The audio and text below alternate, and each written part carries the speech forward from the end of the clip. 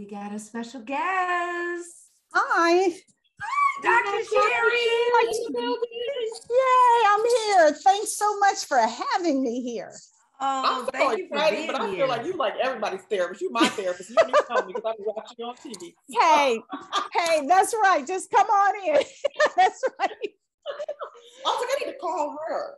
But let me say this, in all honesty, if I'm really honest with myself, I think that, because I'm a reality TV buff, but I think that it really does a service that they did show that part, because it made me think like, yeah, maybe I should, not that specifically anything was specifically wrong, but I think the messaging is really good because it's so taboo in the African-American community.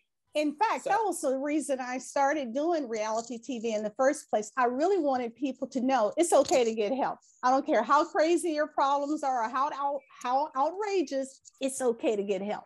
So, well, it worked. It definitely resonated for sure. So it worked. That's good. Awesome.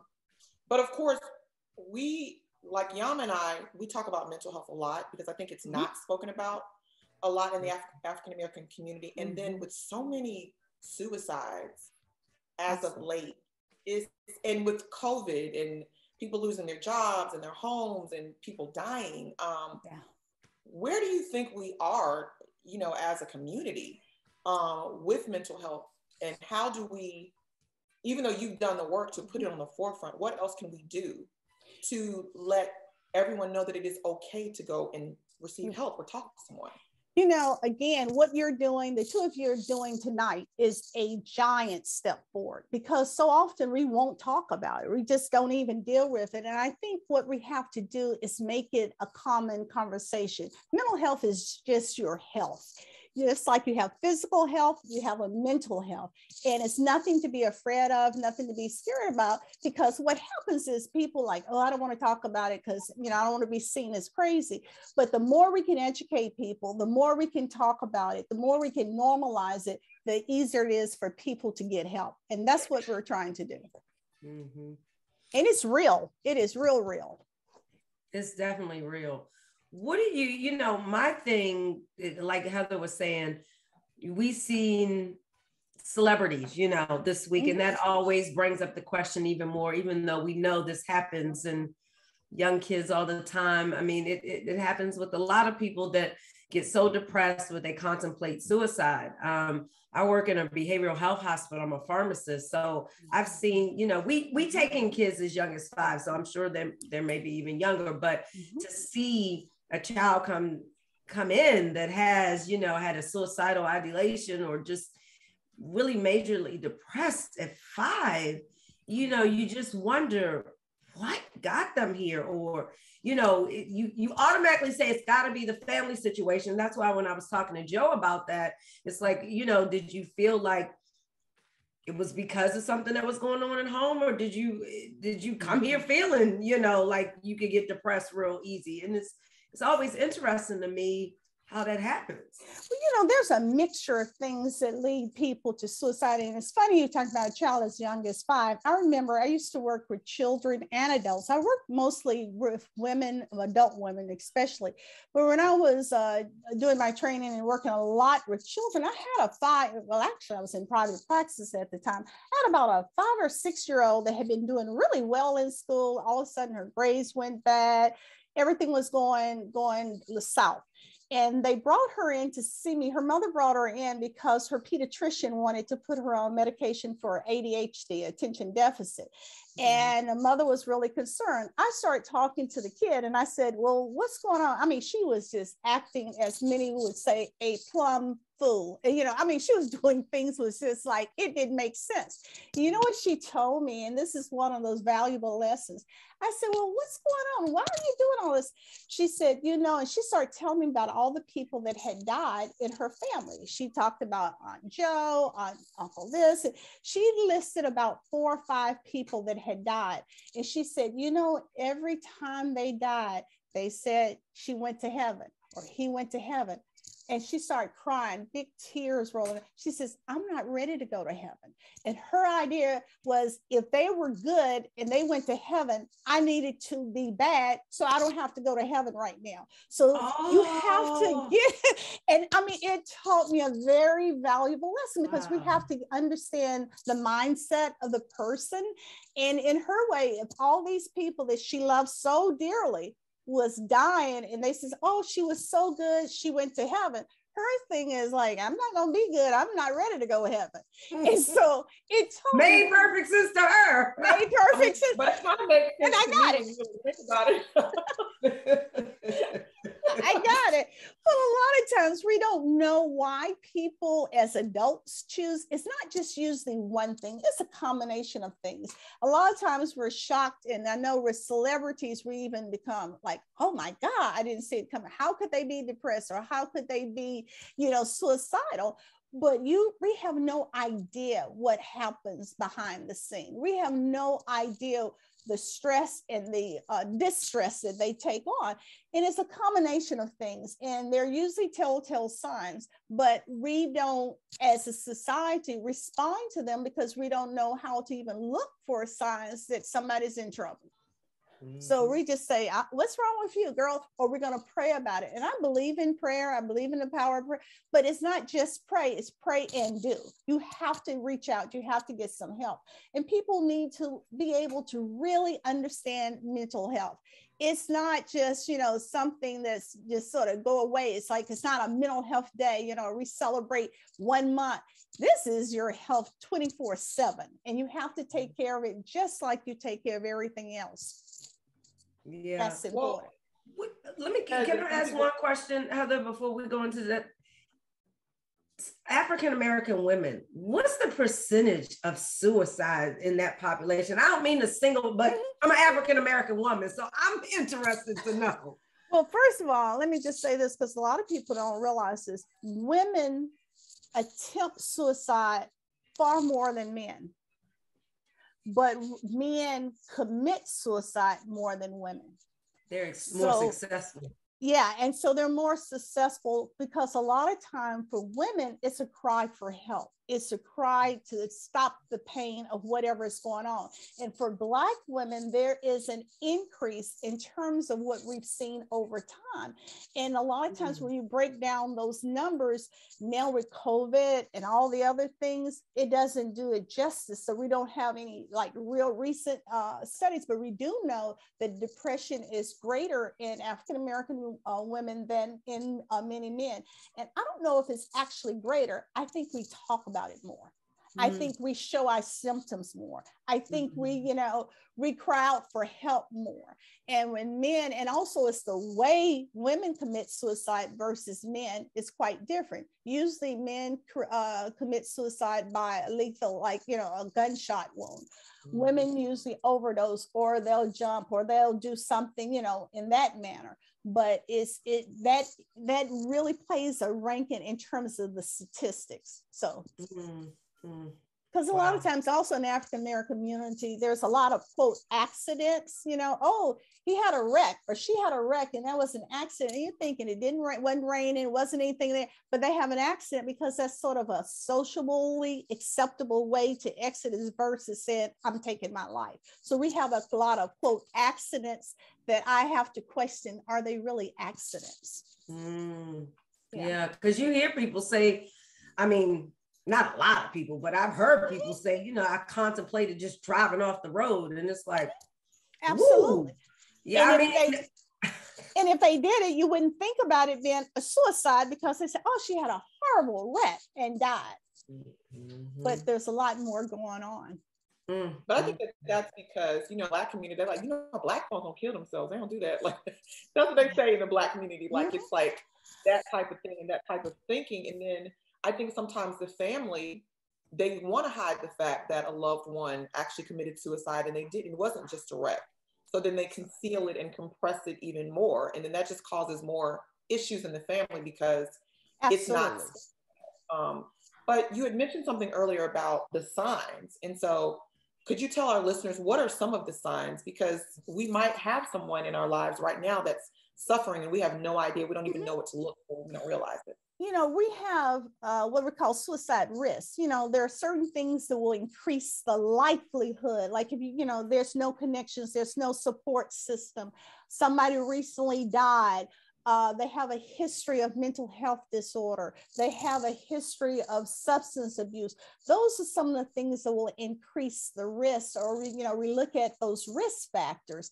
And then we try to look at what are some of those protective factors that may decrease that risk. If they have a good support system, if they have loved ones, sometimes it's the children, sometimes people say to me a lot, I would have been out of here a long time ago if it wasn't for my children. I couldn't do this to my child, or that kind of stuff. Those are all risk factors, but warning signs are a little different. Warning signs means that we really need to, really take note that something may be happening. And you'll see people really withdrawing. You'll see people that start talking about death a lot, start talking about, wishing they weren't here. They start talking about, guns or whatever, methods sometimes they'll use. You'll see people storing up pills. If they're taking medication, they'll start collecting medication, and somebody luckily will find all this medication before they take it and may question it.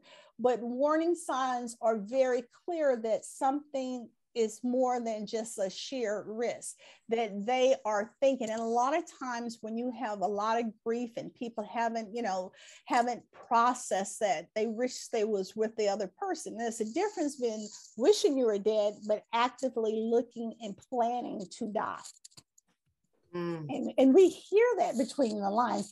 And one of the things I also say, it is very important to, when you're working with someone, to not overreact, but we want to make sure we're attentive, because a lot of times people say, God, I wish I was dead. Doesn't mean they want to, or they have a plan to kill themselves, but they may want to be out of the pain. And that's enough to say, hey, what's really going on with you? To start addressing the pain, because it is the pain where it's unbearable. People don't see a way out. And they said, you know what?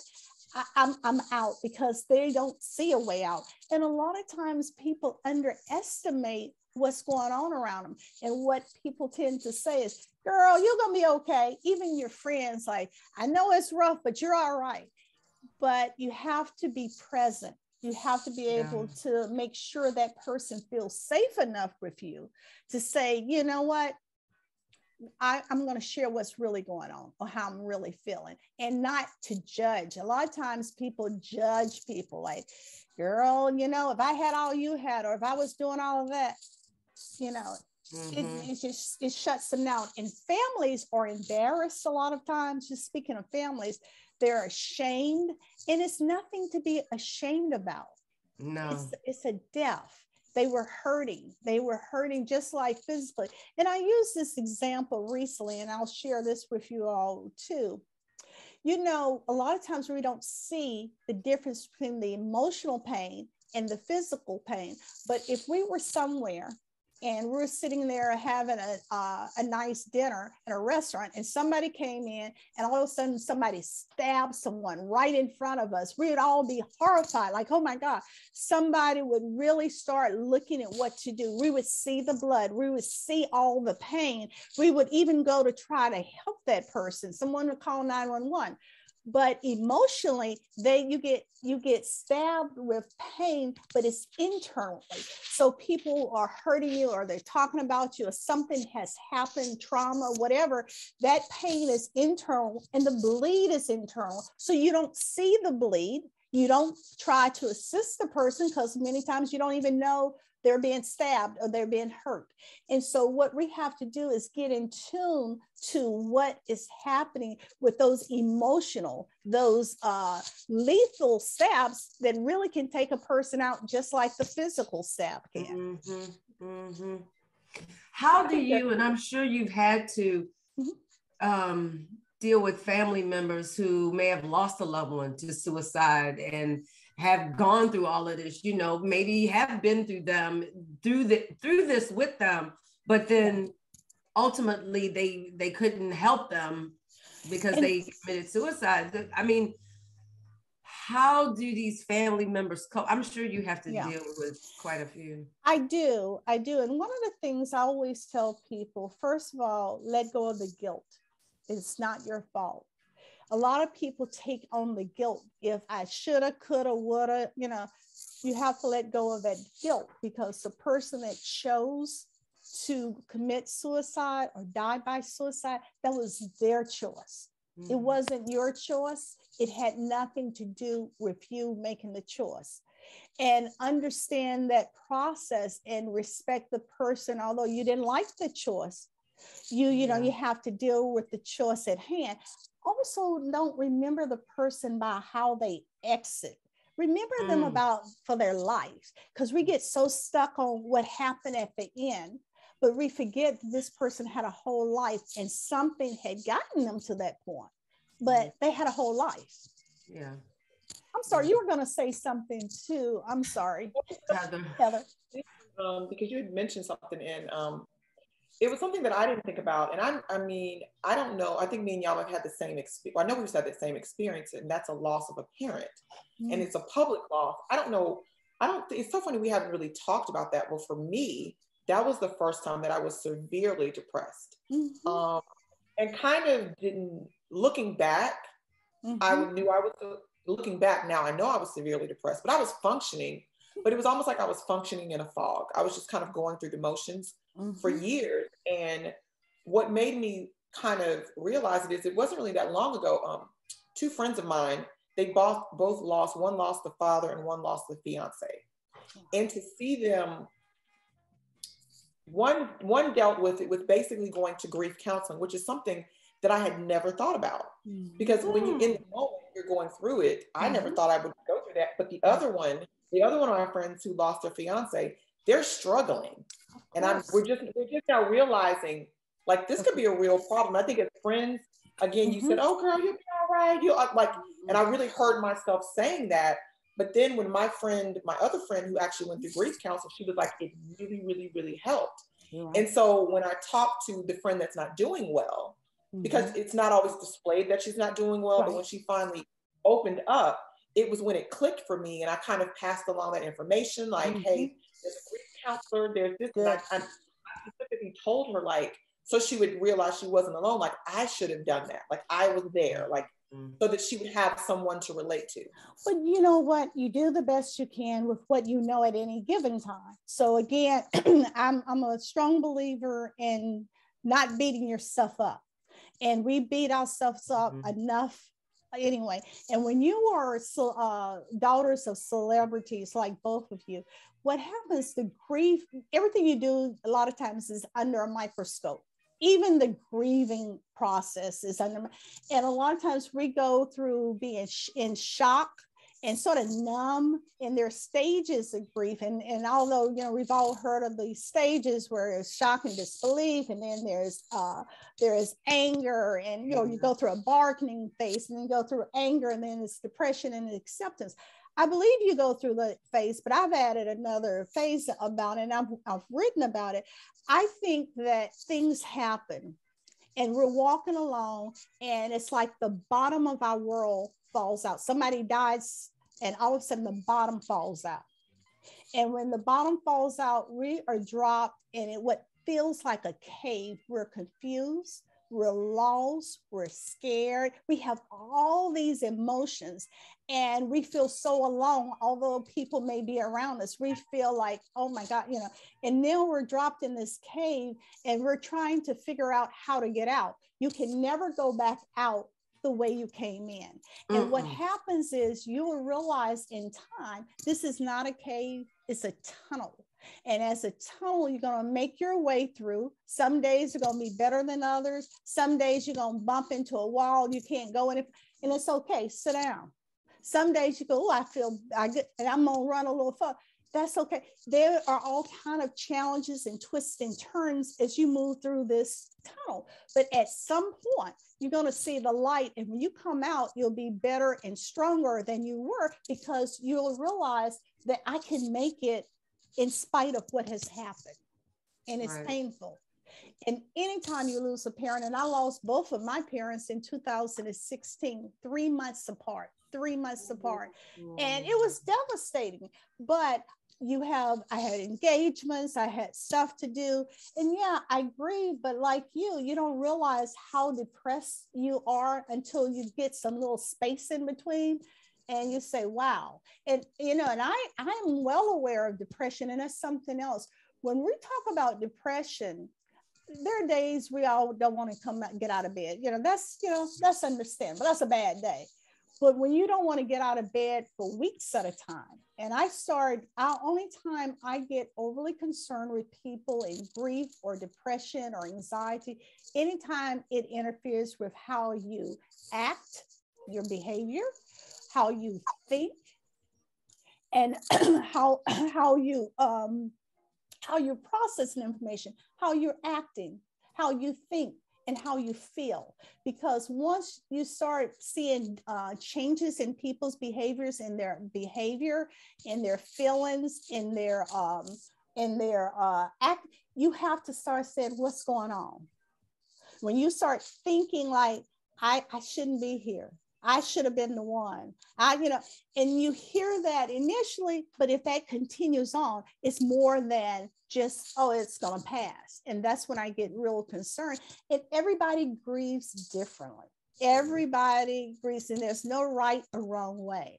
It's just when after a while, your behavior, your thinking, and your feelings are compromised to the point that you can't function. It's interfering with your functioning. That's when I say, there's a problem.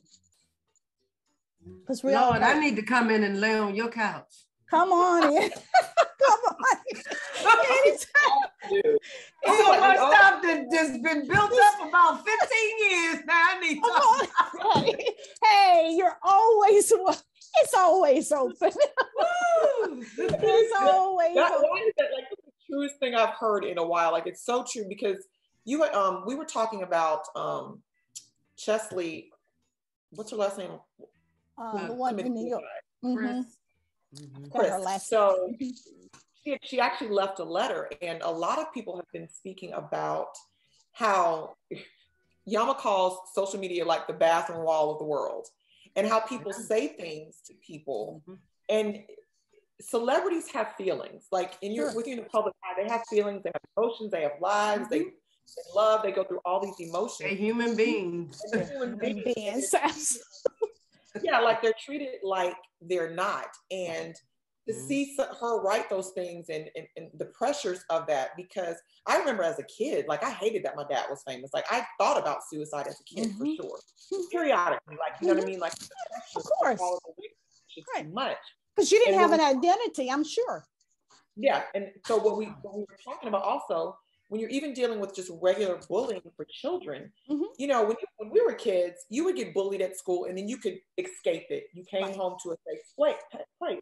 But now, when you come home, they open their computer and there it is again, and they live in it, whether it be a kid at school or whether it be a celebrity. And so what is the disconnect as it pertains to when we stop treating each other like human beings? And not realizing that does affect our mental health. That is a very serious question, because unfortunately, I think this has been a process that has been going on for a while. Changes in our culture, changes in our value system, changes in just how we view people. It used to be a time that you did something, you had a sense of community, and as people moved away, they didn't have those support systems. So you may be from Georgia, but you're living in California. People were all over the place, and they did not have a support system. And then this whole trend in social media, as social media became, you can hide behind a keyboard. You can hide behind something. And when you put it out there, it's out there. And people don't realize the damage that it's done. And now you have no support system. And people, I always tell people, they are not, just because they are friends of yours on Facebook, they are not your friends, okay? They're not, and so we've lost a sense of definition. And it's like, that's really not a friend, So I work with people a lot to understand who they are, understand their own sense of worth, your own sense of value, self-esteem. And for a young kid, it is very hard to separate that because everybody in the world is telling you what you should look like, what you should be doing, how you should be doing. That's pressure. That is pressure. My heart goes out for her family in New York, you know, but my heart goes out for Regina King. My heart goes out for everybody that has had to endure. But I want them to understand that person was not trying to give them a hard time by doing this. They were having a hard time. Yeah. Wow. Yeah. Wow. Well, to be in their shoes. I know. But they've got to get help. Mm-hmm. And they can't just brush it off because it's not just another death. It's easier to accept if they died of something we can put our fingers on, as opposed to not always understanding. Yeah, not having So answers. business of helping people. So I know you're on social media. Before we get out of here, please tell everyone where they can find you on social media. And if you can put your number out, if they need to go get some help and lay on your couch, you can do that too. There's a lot of that. That's right. We need it up in the chat right here. Let me put it up here real quick. That's right. You can find me on social media at Ask Dr. Shery, Shery. But you also, if you want help, hey, feel free to contact me at info@askdrshery.com. And I am more than happy. I want to commend you all because I know this is a topic that we avoid, but this is a topic that we need to talk about 24/7. I love answering people's questions. I love, taking questions because my goal is to help educate people about mental health, take the stigma out, help them grow, and most important, help them embrace who they are. And it's hard to embrace who you are if everybody else has written your story. You've got to learn to write your story yourself. And I talk about that. And I talk about that a lot. I wrote a book recently called Care for the Caregivers, because we're always, as women, caring for everybody else. It's care for the caregiver, surviving the emotional roller coaster ride, because we have to learn that self-care, I don't care what's happening around us. We have to come back and get grounded and take care of ourselves in order for us to be able to grow and move forward. Yeah, absolutely. And that's your mental health. That is so important. Well, thank you so much for coming and hanging out with us. We're going to revisit this more and maybe have some people on with us and you can answer their questions, or maybe I would love that. we would love to do that. I would love that. Open the lines, let people ask, because a lot of times, one of the things, we assume everybody can reach out for help or know how to reach out for help, but sometimes you don't know if it's that one question that's been burning people for months that's going to save a life. Mm-hmm. Well, we're definitely going to do it. So Thank you again. Thank you. I've enjoyed it. Take care. All right. Have a good night. You too. Bye. Thank you.